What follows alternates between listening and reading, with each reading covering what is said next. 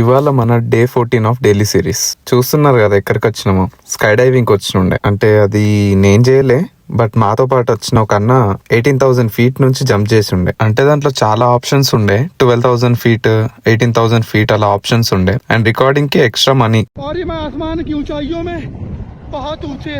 पूरा कोहरा ही कोहरा चारों तरफ भाई लैंड करा दे बस भाई मेरे. తర్వాత ఒర్లాండోకి వచ్చండే. ఒర్లాండోకి వెళ్ళి యూనివర్సల్ స్టూడియో వెళ్దామంటే టికెట్సే దొరకలే.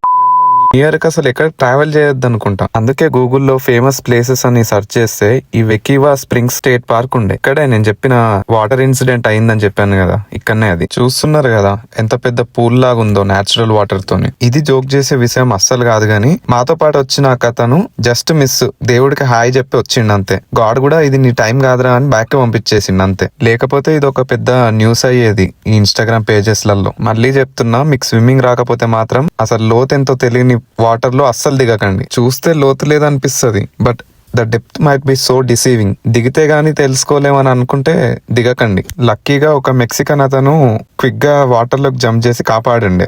లేకపోతే